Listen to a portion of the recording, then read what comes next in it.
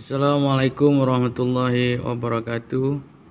Okey, para pelajar sekalian, hari ini cikgu akan review soalan kertas 1 SPM Pelajaran Malaysia 2019 Perniagaan kertas 1.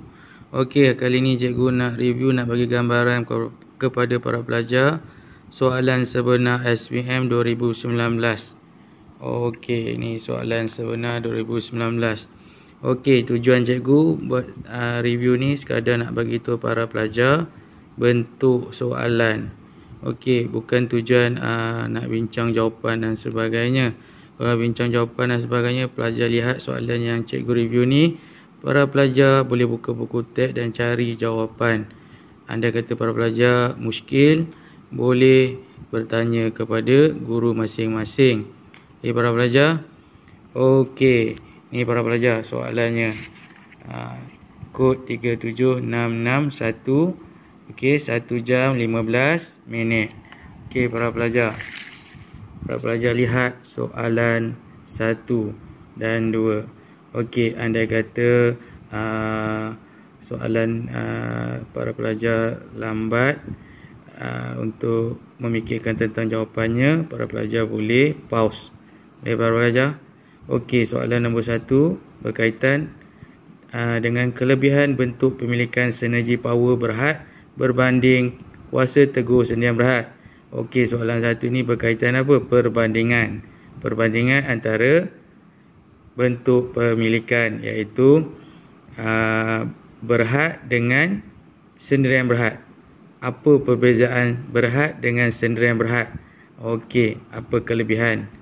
Okey, para pelajar boleh rujuk buku untuk mencari jawapan.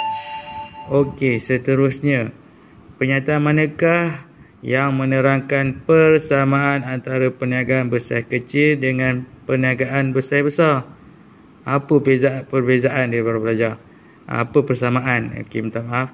Pernyataan manakah yang menerangkan persamaan antara perniagaan besar kecil dengan perniagaan besar sederhana? Okey, ni soalan nombor 2. Okey, para pelajar cari jawapan. Ni bentuk nombor 3 pula. Soalan nombor 3. Nampak tak gambar rajah tu? Sektor sekunder. Nampak dia pecahkan kepada 4.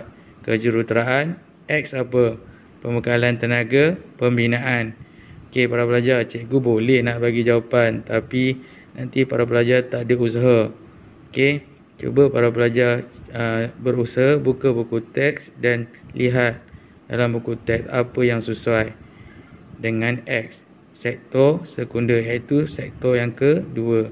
Apakah aktiviti perniagaan yang berkaitan dengan X? Ini bentuk soalan. Okey, nombor 3. Okey, seterusnya para pelajar, nombor 4. Apakah aktiviti berkaitan P dan Q? Okey, sektor perniagaan di Malaysia, perkembangan sektor perniagaan di Malaysia. Okey, para pelajar renungkan soalan ni. Okey, nombor 4. Nombor 5, apakah peranan Bank Negara Malaysia? Nombor 6, bagaimanakah kerajaan mengatasi masalah pengangguran bermusim?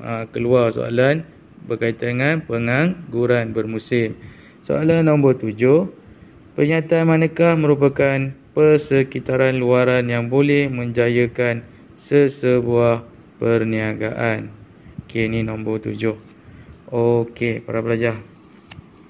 Cikgu seterusnya, cikgu buka kepada soalan nombor 8. Nampak soalan nombor 8 ni ada gambar para pelajar.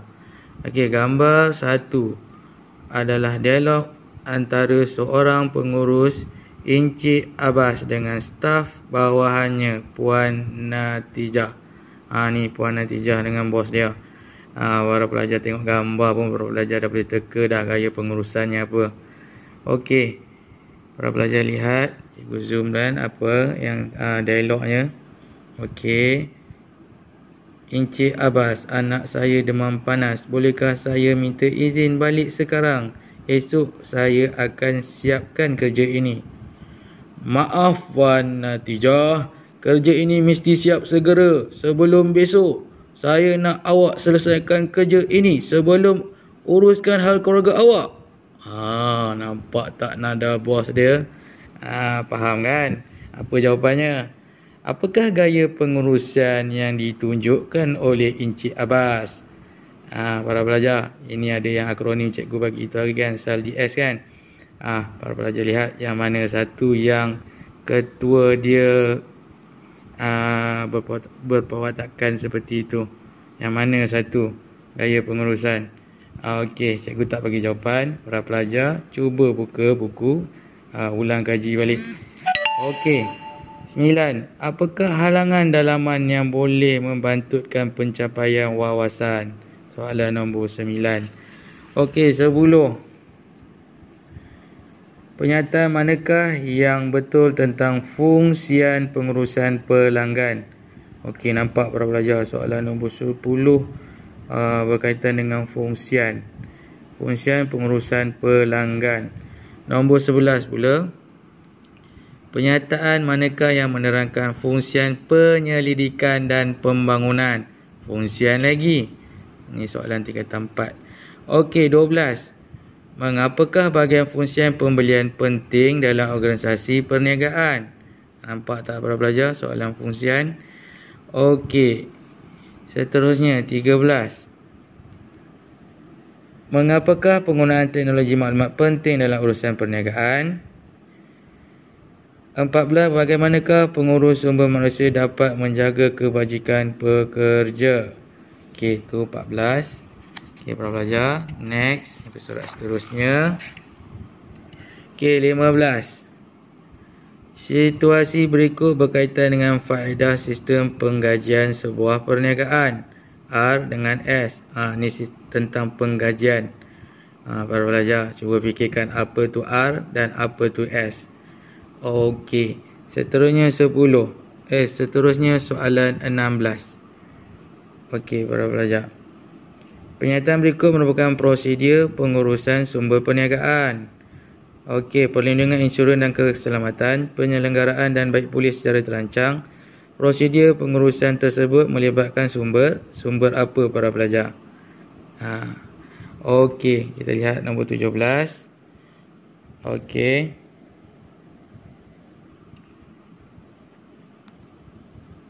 Okey, kita lihat nombor 17. Sorry para pelajar, blur sikit tadi. Okey, kita lihat nombor 17. Antara berikut yang manakah sumber fizikal dalam operasi sesebuah perniagaan? Tepung gandum, mesin penghisap, perisian komputer, karya seni. Itu soalan nombor 17. Okey, seterusnya soalan 18.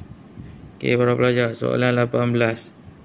Apakah faktor yang akan dipertimbangkan oleh pihak bank untuk meluluskan sesuatu pinjaman? Okey, nak luluskan pinjaman, apa faktor yang dipertimbangkan oleh pihak bank? Soalan 18. Soalan 19. Maklumat berikut berkaitan dengan sumber pembiayaan luaran. Apakah Z? Okey, ditawarkan kepada pemegang akaun semasa faedah pinjaman yang dikenakan mengikut kadar harian. Okey, 20. Apakah kelemahan sumber pembiayaan dalaman? Apa kelemahan sumber pembiayaan dalaman? 21. Pernyataan yang manakah merupakan kelebihan pembiayaan sewa beli kepada usahawan? Pernyataan yang manakah merupakan kelebihan pembiayaan sewa beli kepada pelanggan kepada usahawan?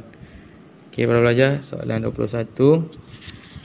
Okey, seterusnya kita pergi kepada soalan 22, gambar rajah juga para pelajar.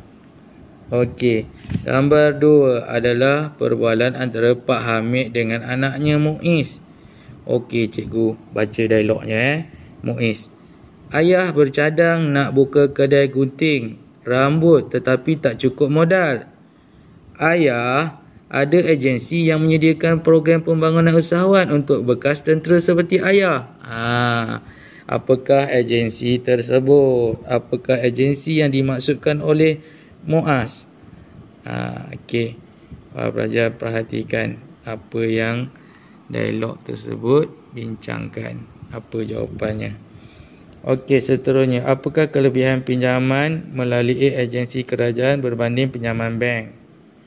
Okey, seterusnya soalan. Apakah contoh kos berubah? Apakah contoh kos berubah? Okey, 25 pula para pelajar. Kenyataan manakah yang menerangkan kos tetap? Apa tu kos tetap? Para pelajar kena tahu apa itu kos tetap. 26.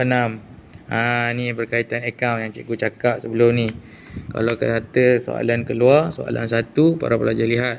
Dia akan tanya macam ni. Dia bagi modal awal, untung bersih, ambilan, pinjaman bank, pemitang. Lepas tu dia tanya, berapakah equity pemilik? Yang ni dia nak tanya equity pemilik. Kalau dia nak tanya aset ke, dia nak tanya liability ke, macam ni lah. Tapi para pelajar kena tahu apa tu aset, apa liability, macam mana nak kira equity pemilik. Okey, ini contoh 26, soalan 26. Boleh para pelajar? Okey.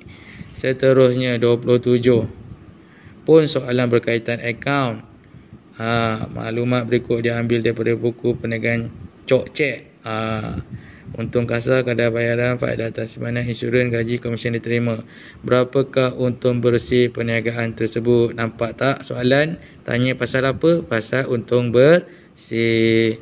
Boleh tak kalau soalan nak tanya untung kasar? Kalau soalan lah, dah ada buat soalan. Kalau tahun ni ke mungkin nak tanya pasal untung kasar, boleh. Para pelajar tengoklah dekat akaun macam mana nak cari untung kasar. Ni untung bersih. Boleh para pelajar? Okey, seterusnya para pelajar, kita review nombor 28. Nombor 28 soalan dia, rajah 3 berkaitan dengan graf kos dan hasil yang terlibat dalam satu pengeluaran. Ni nampak ni rajah dia, rajah 3. Titik pulangan modal berlaku pada titik mana para pelajar? Titik pulangan modal berlaku kat mana? Okey para pelajar, yang macam rajah macam ni kadang-kadang dia bagi berlorek. Kat mana kawasan untung, kat mana kawasan rugi. Para pelajar kena tahu jugalah, boleh keluar agak soalan macam tu. Yang ni soalan ni dia tanya kat mana je TPM. Titik pulangan modal kat mana? Para pelajar kena tahulah. Cikgu tak bagi jawapan, para pelajar kena tengok dan cari jawapan dia. Cikgu tahu jawapan dia, tapi para pelajar kena usaha. Cikgu tak nak bagi terus, para pelajar kena usaha. Okey para pelajar. Okey, seterusnya berkaitan dengan soalan 29. Syarikat Smarties Sdn Bhd mengeluarkan beg sekolah, kos tetap yang ditanggung oleh syarikat ialah RM350,000. Beg dijual dengan harga RM60 seunit. Kos berubah seunit RM25. Modal syarikat berjumlah RM400,000. Berapakah titik pulangan modal? Ni soalan titik pulangan modal keluar soalan 29. Boleh para pelajar? Okey, seterusnya. Okey, yang titik pulangan modal tu kena hafal lah rumus dia, format formula dia macam mana nak kira titik pulangan modal. 30. Apakah kesan yang ditunjukkan oleh nisbah kecairan yang tinggi? Apa kesan yang ditunjukkan oleh nisbah kecairan yang tinggi? Para pelajar bacalah. Okey, nisbah pun masuk para pelajar. 31. Apakah peranan usahawan kepada masyarakat? Apa peranan usahawan kepada masyarakat para pelajar? Okey, seterusnya 32. Gambar rajah. Okey, soalan berbentuk gambar rajah, gambar 3. Okey, gambar macam tablet handphone kan. Mengapakah stok ini dikatakan stok yang berisiko tinggi? Sebab apa dikatakan gambar rajah ni? Dia katakan stok ni berisiko tinggi. Sebab apa? Para pelajar cari jawapan dia, bincang dengan cikgu yang mengajar perniagaan di dalam kelas para pelajar. Okey. Apakah tindakan yang perlu Encik Husni lakukan selepas perniagaannya diisytiharkan bankrupt? Apa Cik Husni kena buat kalau perniagaan dia bankrupt? Para pelajar, soalan 33. Okey, seterusnya para pelajar 34. Soalan 34, dokumen. Yang ni ramai yang buat tak kisah pun. Bab tingkatan 5 ni berkaitan dengan dokumen. Nampak tak keluar satu soalan ni berkaitan dokumen. Okey, 34 ni. Pilih pasangan yang betul. Nampak tak contoh soalan macam ni? Dokumen dia keluar, pilih penyataan yang betul. Para pelajar kena tahulah. Nyata bank apa, rekod jualan apa, rekod kos operasi, yang mana yang pasangan yang paling betul. Boleh 34. 35. Apakah tujuan nota kredit dikeluarkan? Nota kredit tu apa? Pelajar akaun mesti tahu kan. Pelajar bukan akaun pun kena tahu. Cari baca kat bab tingkatan 5 tu, yang ujung-ujung tu. Okey, para pelajar, apa tu nota kredit? Nota kredit ni tahun ni keluar tahun-tahun lepas. Tahun lepas keluar nota kredit. Mungkin tahun ni keluar nota debit. Cari apa tu nota debit. Kena buat apa tujuan nota debit dikeluarkan. Boleh tak keluar soalan macam tu? Boleh jadi boleh keluar soalan macam tu. Para pelajar cari apa tu nota debit pula. Okey, seterusnya. Situasi manakah merupakan contoh ambilan oleh pemilik perniagaan? Manakah merupakan contoh ambilan? Ambilan tu apa para pelajar? Pelajar ikan tahulah. Ambil apa? Ambil barang. Ambil barang apa? Untuk kegunaan keluarga. Yang mana satu? Pilih sendirilah. Yang ada keluarga lah kan. Okey, cikgu tak mau bagi banyak. Para pelajar kena usaha. Okey, cuba jawab. Baru pelajar belajar. Cikgu dah cuba banyak dah buat video dan sebagainya. Ini pun satu kaedah pembelajaran. Okey, minta maaf lah para pelajar. Cikgu boleh rekod sekadar macam ni je lah.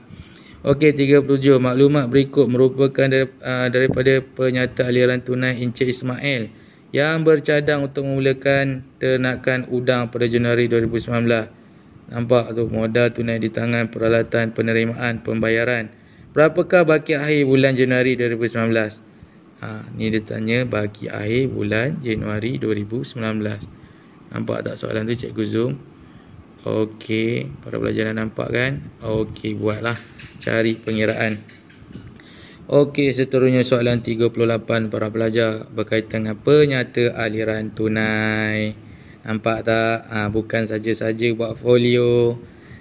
Sambil buat folio tu reling-reling sama, nanti keluar soalan exam. Nampak? Dekat dalam soalan 38 ada penyata aliran tunai. Okey, lepas tu jawapan dia. Dia kata, apakah contoh item bagi F dan G? Apakah contoh item bagi F dan G? Nampak F kat G.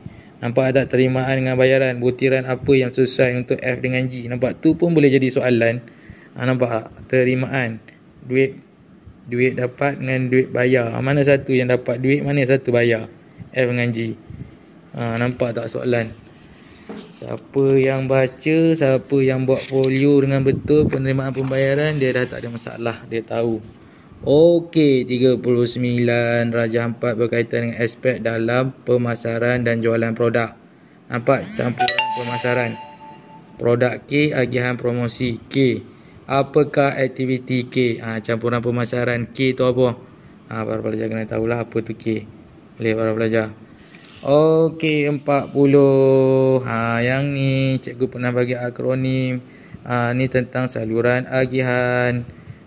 Penyataan berikut berkaitan dengan bahagian fungsian pengagihan. Encik Abu mendapatkan stok baju daripada ANZ Enterprise. Kebetulan macam nama syarikat cikgu pula. Dan menjualnya di pasar malam.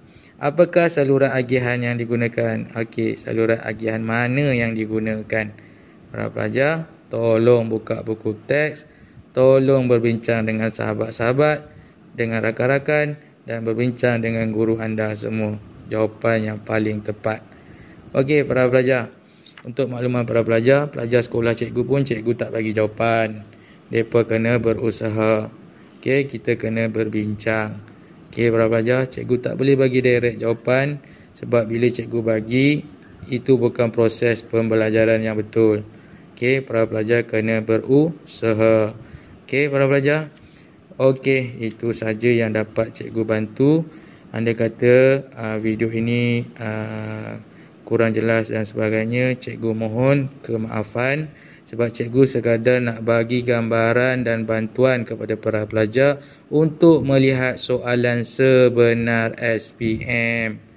Okey, soalan sebenar SPM kerana rata-rata pelajar tidak pernah melihat soalan sebenar SPM.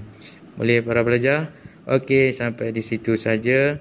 Terima kasih. Assalamualaikum warahmatullahi wabarakatuh.